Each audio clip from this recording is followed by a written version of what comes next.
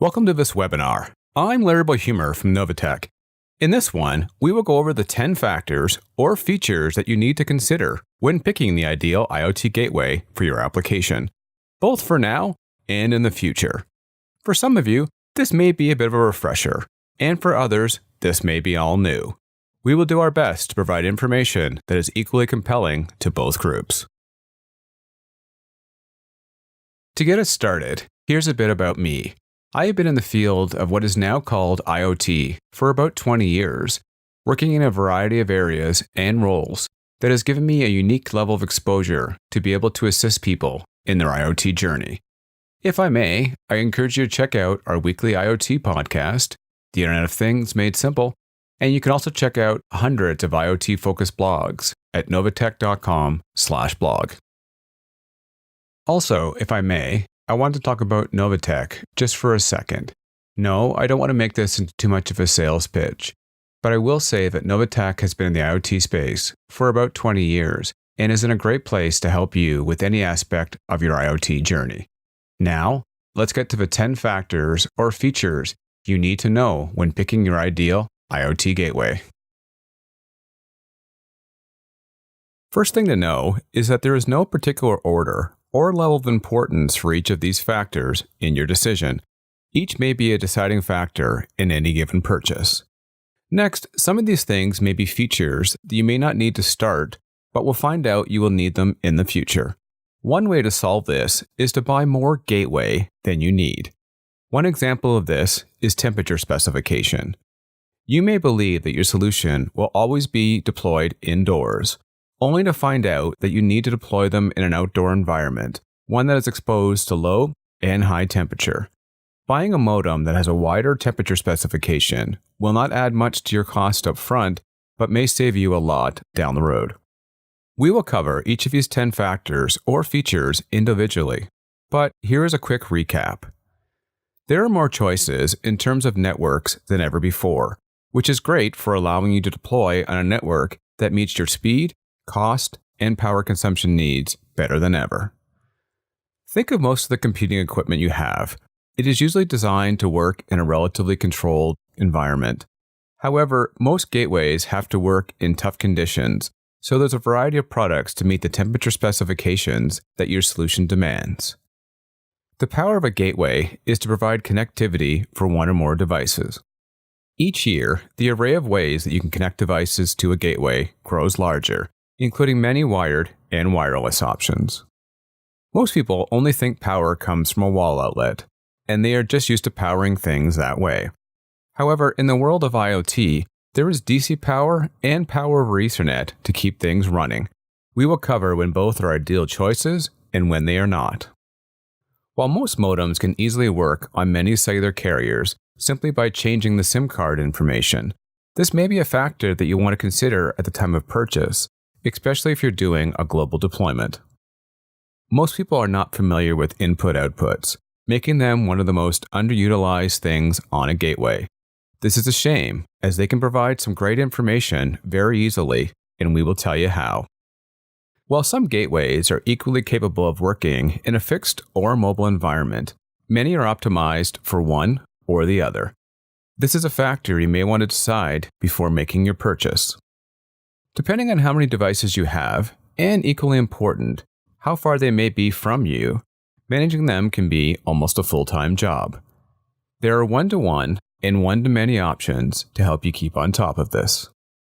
Many deployments are important and need to have more than one connection to prevent downtime caused by network outages. It can be done in two ways, either through using a network redundancy solution with a router, or by using more than one cellular connection, which we will cover in more detail later. Finally, depending on how you have your remote site set up, you may need a gateway that can work in bridge or router mode. Don't worry if you don't know what those are. We have an easy-to-understand example, your home network, to explain the difference. The breadth of network offerings, in terms of offering different price points, data throughput speeds, and power consumption levels, has been growing a lot in the past few years, and this has made the choice even more confusing. Hopefully, breaking it down into these 4 categories will help. The first group is the high-speed cellular offering, which would include 3G, 4G, and soon will include 5G. For those who are all about speed, this is the only group to consider. It provides speeds that rival what is available in many homes and businesses, and enough speed to allow for real-time applications. This is especially true for 5G, which offers almost real-time level of latency. The downside for these networks is the same downside as buying a car with a bigger engine. You're going to pay more up front, and it's going to use more gas, or in the case of the gateway, more power. This makes these devices not ideal for deployments that are powered by batteries or are power conscious. Low-speed cellular options are starting to emerge and will power the expected explosive growth of IoT more than any other group. Cat 1 offers the most speed of this group, allowing for enough bandwidth to download data quickly in applications like digital signage. Cat M is the most recently launched one, currently being deployed in most areas of North America and in many other areas of the world. It is ideal for applications that need a reliable connection but aren't all about speed. Finally, NB-IoT, or NB1, will be the optimal choice for extremely cost-conscious customers, although the networks won't be ready for a little bit. Wide area non-cellular is a category that is relatively new, but has become popular for certain segments. Low-power networks like Sigfox may prove popular in tracking and monitoring low-cost assets better than any other technology. As well, many municipalities and regions are using LoRa-based equipment to provide a reliable method of talking to remote assets that does not use the internet. The biggest concern for these networks now is the lack of coverage, so time will tell how popular they become. Local area non-cellular includes popular choices like Bluetooth and Wi-Fi. These are ideal for many consumer and business applications where the customer is expected to use another source for the internet, like their home and business connection. Another area is industrial-focused technologies like Zigbee, which can be ideal for communicating with remote equipment at a site. These technologies can be used as a standalone, but are also commonly found on many gateways, allowing you to communicate locally using them and then transmitting back to a main server using the built-in cellular connection. Finally, many manufacturers offer products with a variety of connection options, meaning you can often use the same product and software and just change the connectivity option as you need. More about that in the section on local connectivity coming up very shortly. Today's electronics are more capable than ever before when it comes to dealing with different temperatures. I take my iPhone out on runs on cold Calgary winter days, and it seems to do just fine. However, if your business relies on a product to work, you're going to want to make sure that you're using a product that was designed to handle the rigors of your work environment. Consumer-grade devices are meant to be used in what is referred to as a carpeted environment. They're more prone to overheating on a hot summer day, and even though they may work at more extreme temperatures, they're definitely prone to failure. If your application has zero chance of exposure to extreme temperatures, these devices may be all you need. Commercial-grade devices offer a bit more protection. They may not fare well outside in the coldest day in a Minnesota winter, but they are sufficient for most areas. Many mid- and high-tier gateways use this level as their entry point, allowing for the maximum amount of flexibility in your deployments. Finally, you have the ones that are meant to deal with the toughest conditions on the planet, the industrial-grade devices. They work in the areas that most just don't want to. Extreme heat in deserts, high heat and high humidity levels seen in places like New Orleans, and extreme cold in northern Canada. And they do just as well functioning in deployments that have unheard of levels of vibration, like on a dump truck. They are built to last. They do cost a bit more, but they work wherever you put them.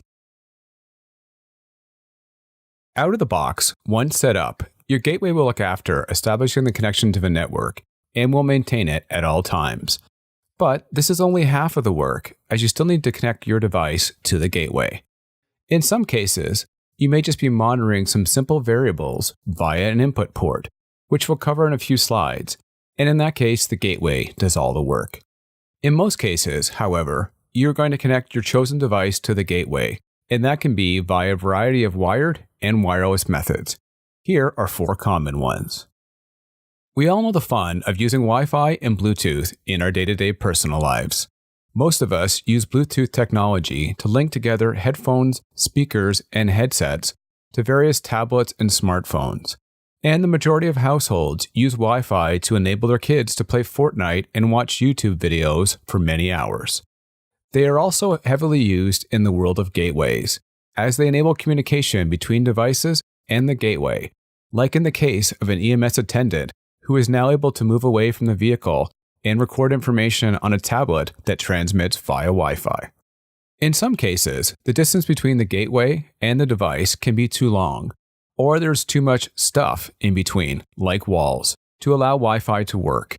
In those and other industrial cases, radio technology is used to communicate between the gateway and the device. One of the more popular ones is Zigbee, which is a common industrial tool. Ethernet is the old standby, the old reliable, whatever you want to call it. There is just something that gives people a sense of security and reliability when there's a physical cable between them and the box. It still works in many applications, but it's not without its issues. Running cables can be expensive, and they are prone to damage. As well, it can reduce the amount of flexibility in deployments. Still, it's heavily used in many industrial and in-vehicle applications, and has a very long life ahead of it. Serial ports, on the other hand, are starting to disappear. However, many applications, especially in the industrial world, still rely heavily on ports, like RS-232 and RS-45, to communicate. The serial port may be going away, but it's not dead yet. Finally, we have USB. Like serial, it is not as popular as it has been in the past for IoT devices, namely due to the emergence of Wi-Fi and the increased speed offered by Bluetooth. However, also like serial, there are a lot of devices that use USB, including gateways connecting to routers as a backup, something we'll cover in a future slide.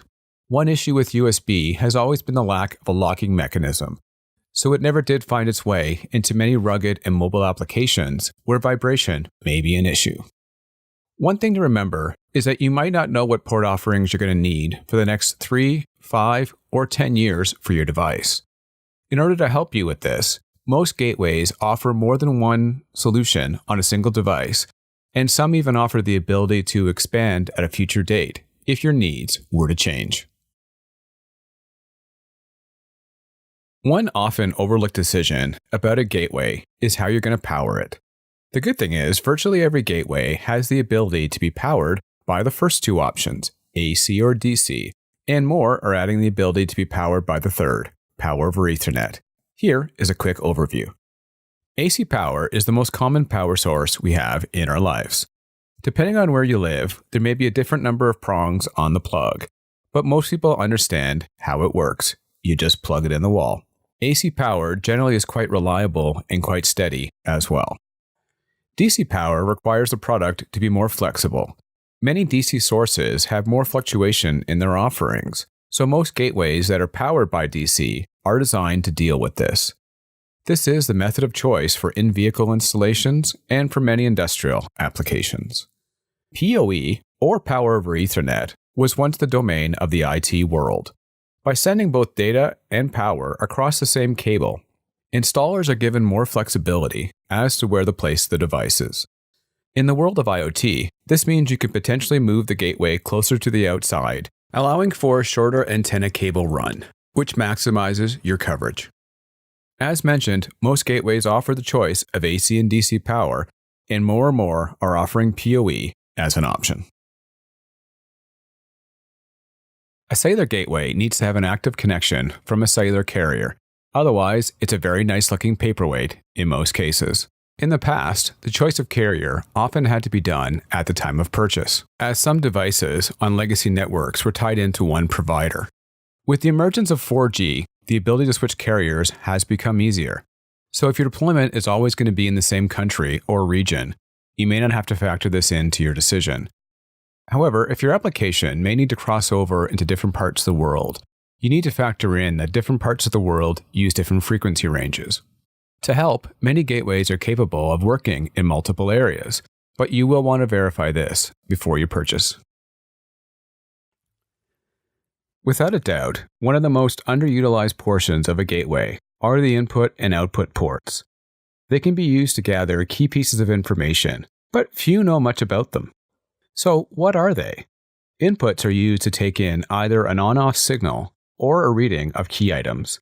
Examples may include how many times a door is opened, what the level of grain is in a storage container, or how many marathon runners have gone past a particular distance marker.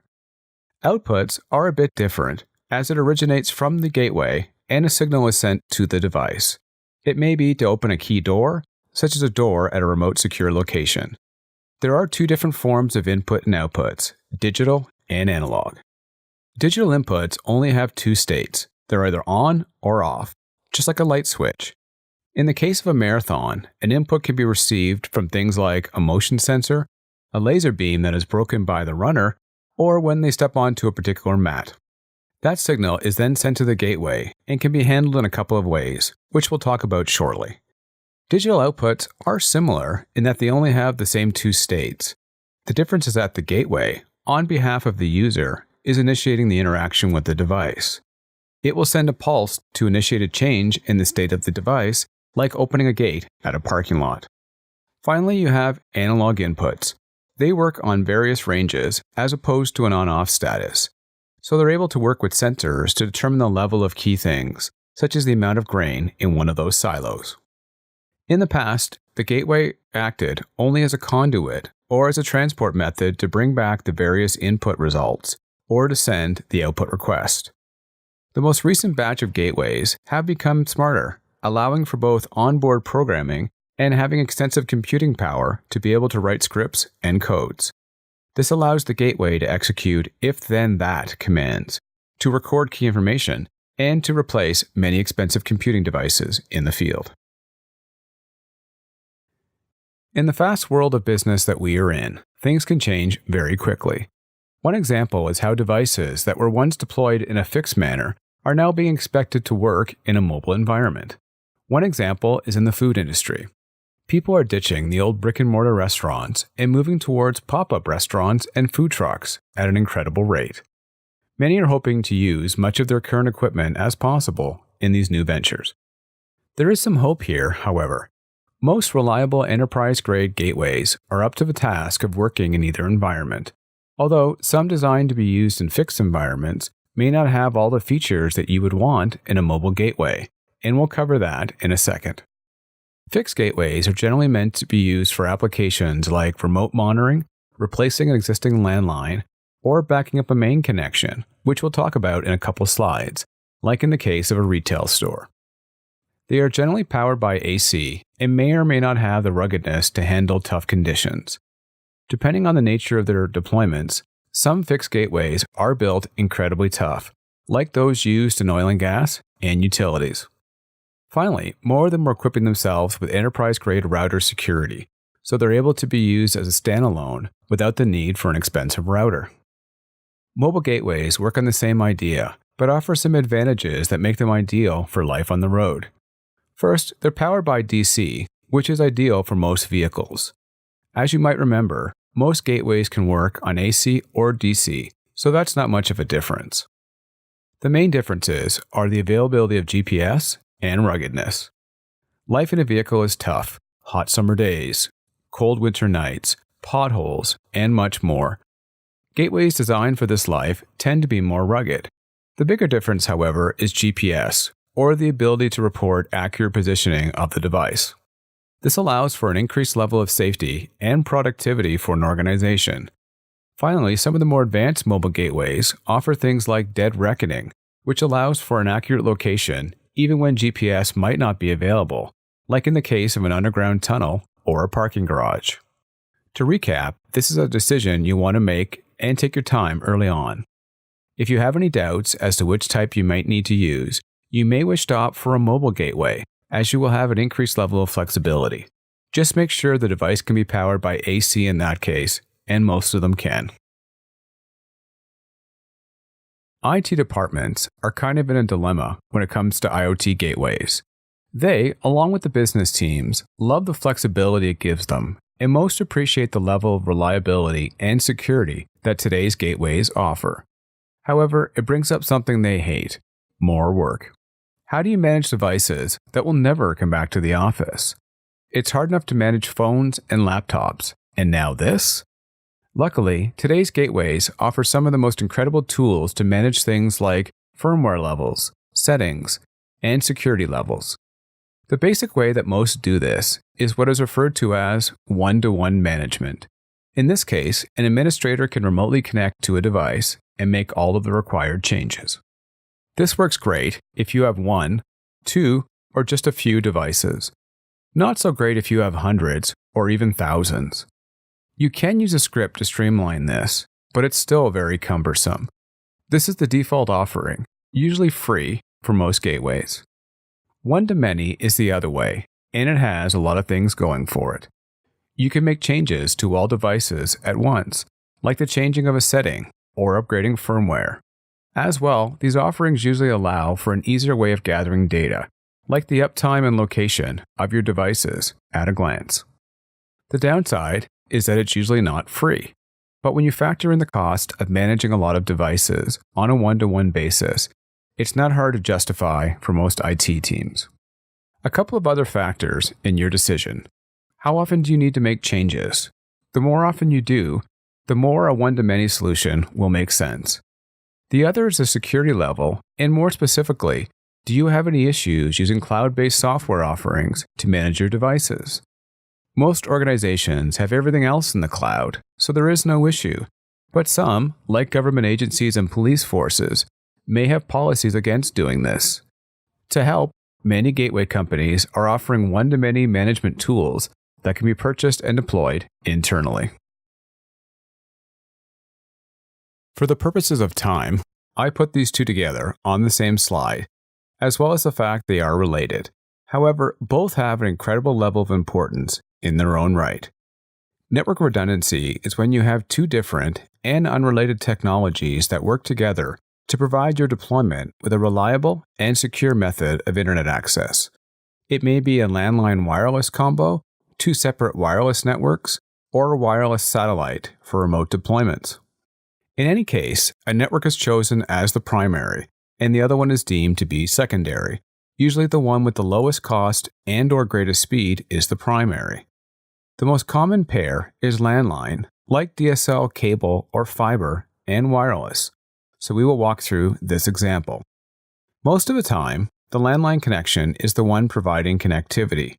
In the event that is not available, a router detects this and switches over to the backup or wireless connection. When it detects the main line is backup, it switches back just as seamlessly. This will allow you to continue taking point-of-sale transactions at a busy retail store, as an example. This backup can be done on a dedicated router, or increasingly, it's being done on the cellular modem, which has the built-in ability to handle the switching between the two connections. In some cases, a cellular-based connection is used as both the primary and as a secondary communication method. This may be because of availability, maybe the deployment moves or is too far from a landline, or increasingly, cellular is offering better performance than landline. This is especially the case with the upcoming launch of 5G, where many companies will cut the wire, even when a landline connection is available. For many deployments, a single cellular connection is more than enough. However, in the case of deployments that require a maximum level of reliability, like in the case of a railroad switching station, a second cellular network is often used. In most cases, it is from a different provider and one that uses a completely different network infrastructure from the primary connection. Many gateways are able to accommodate this, implementing something called dual SIM technology. The gateway can use the SIMs to provide a failover method, or in some cases, it can use both SIMs at the same time and load balance to maximize data throughput speeds. The final thing, yes, you're almost done listening to me, is how you're going to use your gateway in terms of its routing capability. To best describe this, I will use the example of your home router and network. In most cases, you are given an internet gateway by your landline provider. Often these gateways have built-in routing and Wi-Fi capability, so you don't need to purchase your own Wi-Fi router.